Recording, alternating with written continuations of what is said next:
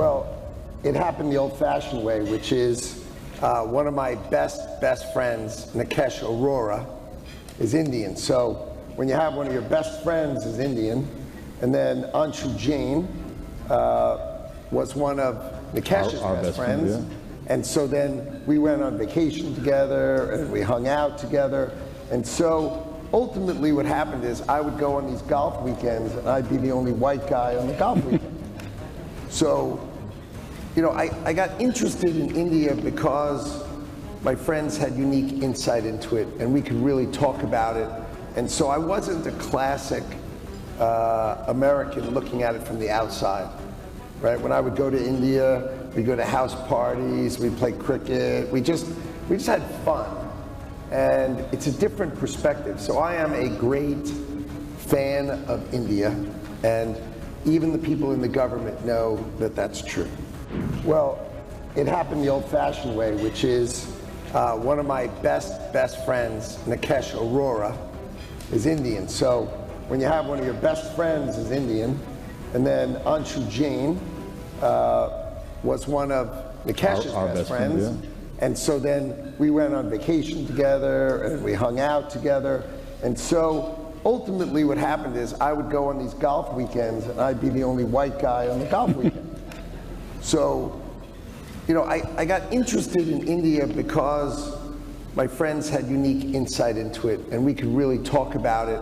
And so I wasn't a classic American looking at it from the outside, right? When I would go to India, we'd go to house parties, we'd play cricket, we just had fun. And it's a different perspective. So I am a great fan of India, and even the people in the government know that that's true. Well, I've seen Howard in action with Nikesh and the late Anshu Jain, who was a dear mutual friend of ours. And what do you see as the administration's vision for the U.S.-India partnership? We've spent a couple of hours over here talking about how close the relationship has been, what a successful visit Prime Minister Modi had, what a successful visit the Vice President and the Second Lady had to India. Tell us a little bit about what you see the vision of the relationship.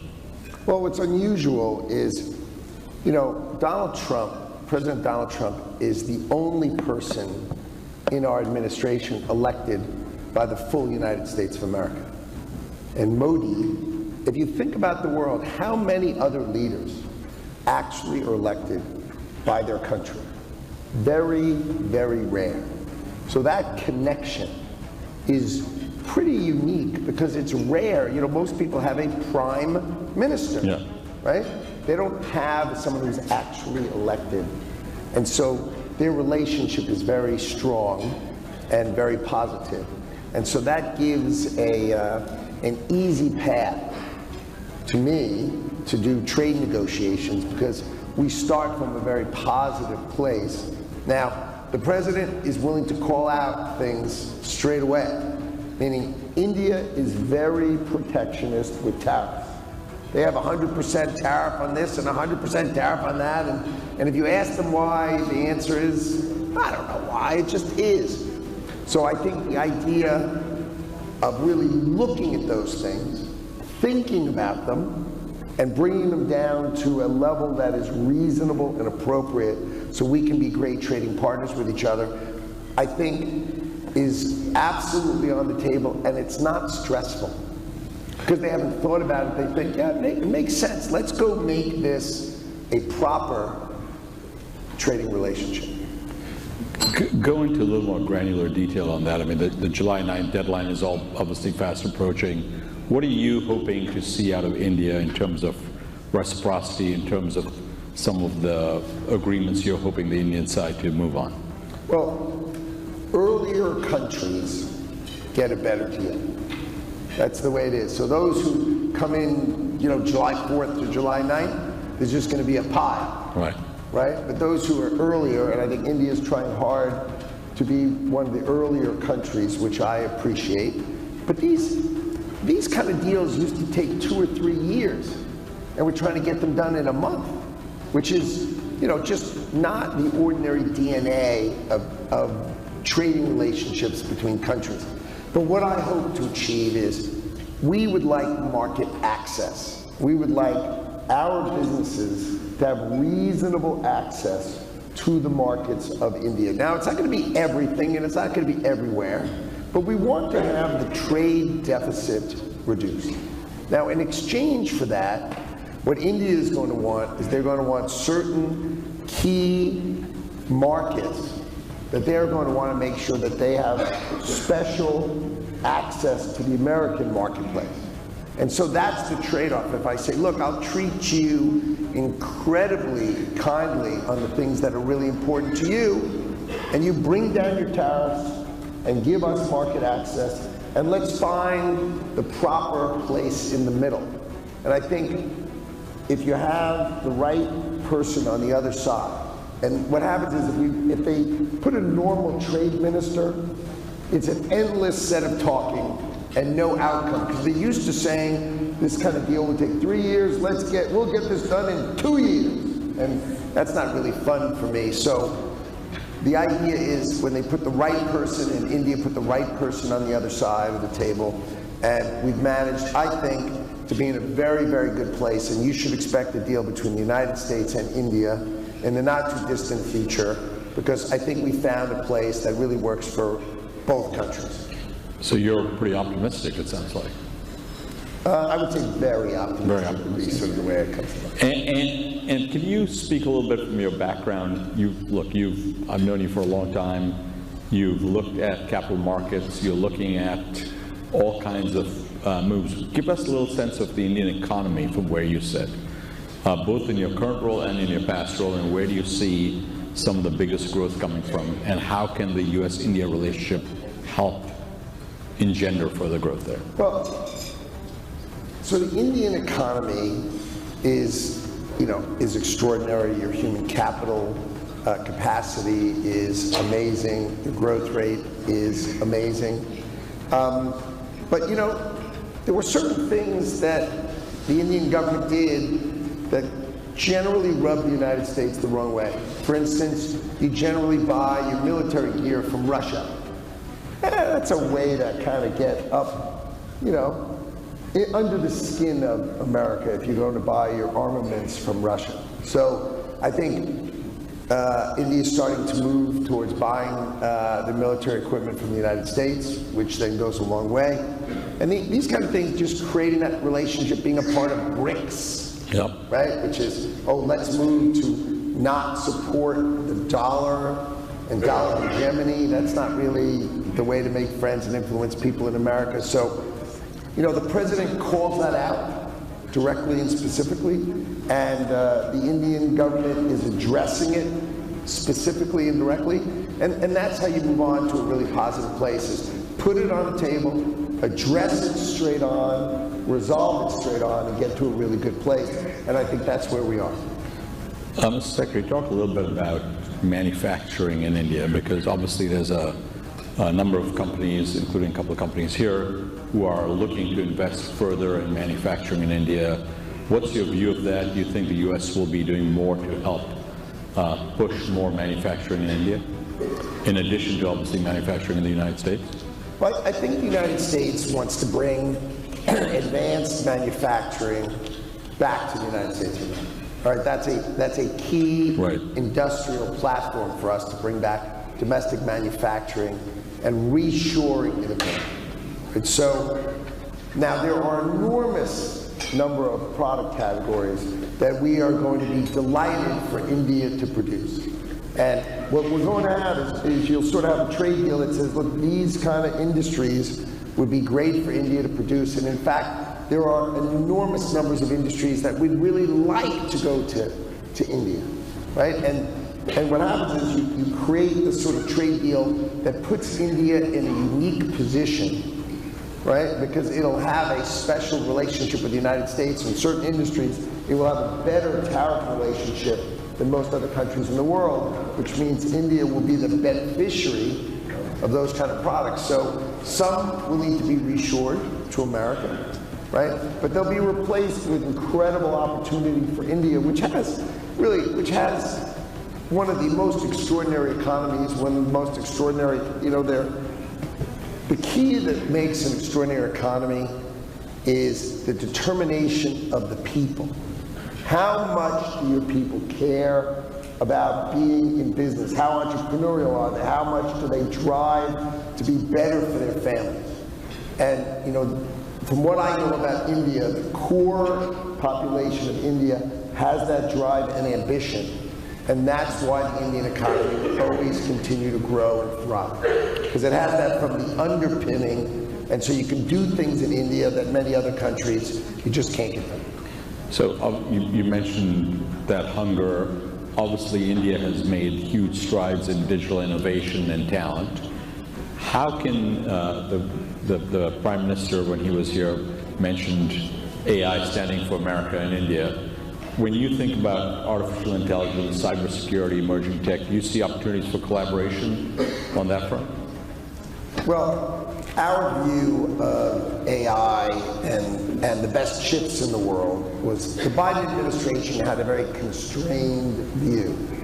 And the Trump administration's view is embrace your allies, have your allies join you in the AI revolution, right? Have them come with you. So we are willing to sell our best chips, but they have to be done in certain ways so they can't end up in the hands of those that we don't want to have them. We don't want them training their models on that kind of thing. So we have a variety of rules, but basically our idea is that we want to embrace our allies and our friends in a way that is much more open than the Biden administration, not even on the same hemisphere. So we love our allies. We want our allies to participate in the AI revolution with us. And if India is interested, which of course it is, and it wants to build giant data centers and be a part of that model, we are ready, willing, and look forward to embracing India as a partner and friend in that path. And how are you thinking about Indian talent in the United States, in the U.S. innovation ecosystem, especially considering ongoing visa and immigration discussions? How do you see that pipeline remaining open? Do you feel pretty optimistic about that? Because obviously the U.S. has been a great hub for a lot of Indian talent coming here too. Well, the success of Indian entrepreneurs in America, you know, they lead so many. You know, those of Indian nationality run so many of the great companies of America because they're fantastic entrepreneurs, fantastic business people, smart, thoughtful, educated in every way. But I think the ordinary path of immigration for America is changing, right? The Trump card is coming out. I expect the Trump card will create really an enormous opportunity for people to have the ability to come to America. I think we are going to be incredibly successful in India. So when people ask me, when are you coming to India? I'd say, when I launch the Trump card, I promise you, I'm coming to India, okay? Because I think it's just a wonderful opportunity for people to be part of two economies, the Indian economy and the American economy. So you'll be able to come to America, participate in America, right? And not pay. Here's the key. You can become like a green card holder, the equivalent of it. It's the Trump gold card, but it's the Trump card. You can do it that way and pay global tax, or you can keep everything the way it is and just pay U.S. tax on U.S. assets, and you pay nothing on your global assets, and no inheritance tax, and none of that kind of stuff either, right? And that's what we're going to call an international entrepreneur. That's a special category, and I think it will be very, very well received amongst the people, the great people of India, who want to participate and have the means to participate in America. I'd love to get your take on two sectors. One you know well, capital markets in India. What's your take on how you view capital markets in India as a partner for U.S. investors? How do you see the development of that? And do you have any thoughts on that? And the second, you've talked a little bit about agriculture in the past, and I'd love to get your take on what else India should do to open up the agriculture sector. I think with capital markets, the better your markets and the rougher your regulators are on your companies, so that their books are beautiful, that their quarters are consistent with American models, would be the way that India can then attract outsiders to go public in their market. Because the Indian market has so much opportunity and scale to it, that the opportunity for rigorous accounting and rigorous regulatory oversight of your securities industry will produce benefits far beyond what you consider. So I think that's a great opportunity for India. And then with respect to agriculture, it's just political will. How much do you want to do business reasonably with the United States? The United States understands that farmers, ranchers, right? These are the kind of people who have, lots of political voice. And we understand that. And so what we try to do is find the path that is acceptable, right? Politically at home and for us as well. And I think we found that way. I think we'll find that path together. It's just a smart way of doing it. We have that same political will here. So I think we can speak to each other and find that path. Can I ask you a couple of personal questions? You've been an entrepreneur. Your story, anyone who knows your story knows your story is one of resilience. What's it been like to be over here? What's the Mr. Luck when it comes to Washington? What's been the biggest surprise, both positively and negatively?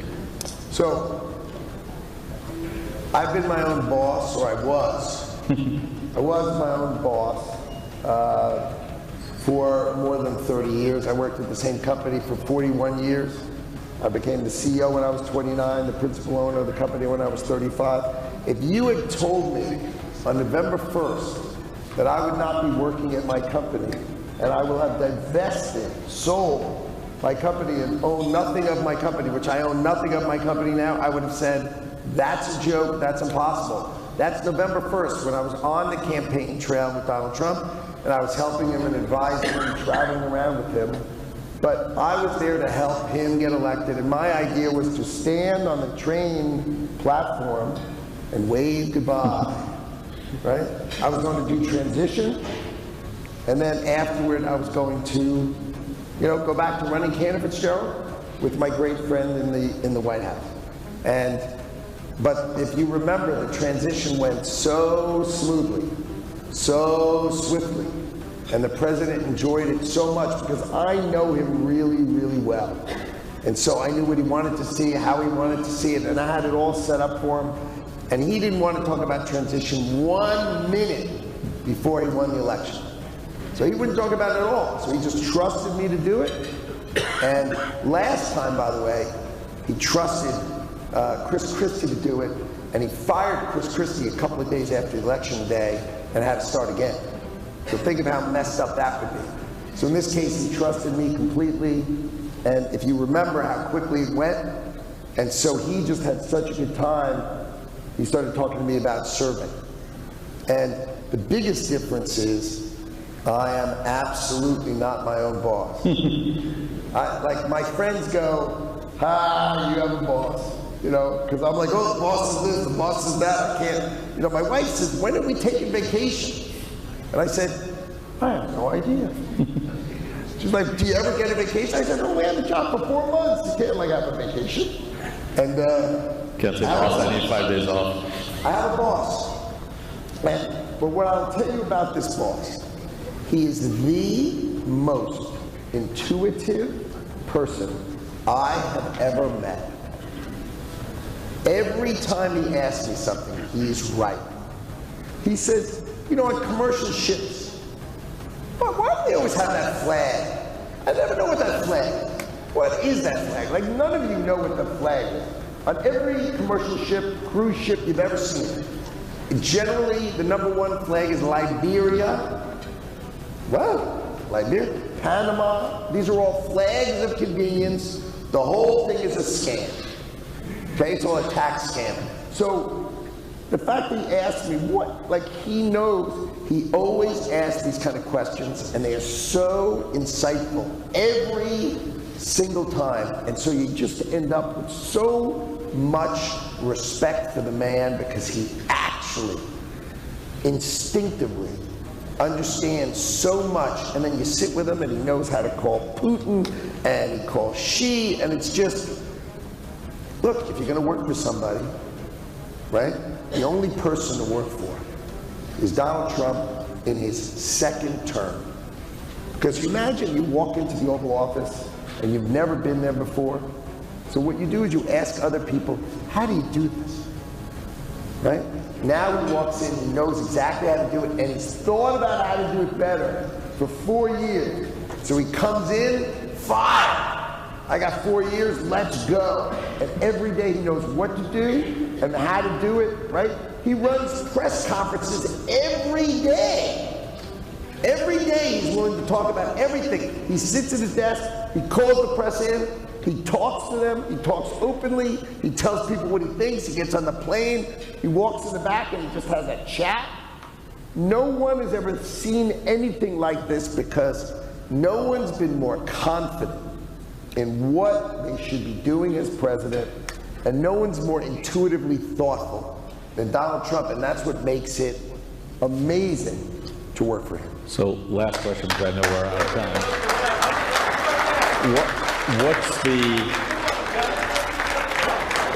What's the advice, given that it is the second term, for the people in this room, many of whom are leaders in the U.S., of big U.S. companies, some are leading big Indian companies, given that it's the second term, given that he's confident, what's the best advice for this room in terms of engaging with you, with President Trump, with this administration that's different from the first term? Have no doubt and have no fear about what he says. What he says he's going to do, right? Don't listen to the fake news, don't listen to the legacy media. He's going to do what he says. Bet on Donald Trump. You should bet on Donald Trump, okay? You should invest in America because America is going to reshore, it's going to win. I'll give you a couple of statistics, right? If we open enough markets around the world, we should increase our exports by $300 billion, which would be 25% of our trade deficit, an attainable, unimpressive outcome. That's 1% of GDP growth. You have trillions and trillions coming onshore to invest onshore. If you think about building those factories, you're thinking about 1.5 points of GDP. So you realize we just discussed 2.5 points of domestic GDP driven by the White House, not counting the regular growth. So you're going to see the United States of America grow 4%, not 3, not 2. Because if you think about it, why was America always growing kind of the same as the rest of the world? The answer was because it wasn't taking care of itself. When it wakes up to take care of itself, it's going to do really well. And the best way to think about it is the president thinks America first, but he does not think America only or America exclusively. He will, first he's got to take care of home so we're big and strong, but then he's going to take care of his allies. He's going to make sure he takes care of India, who he deeply, deeply admires and respects. And we are going to have a great, great relationship together.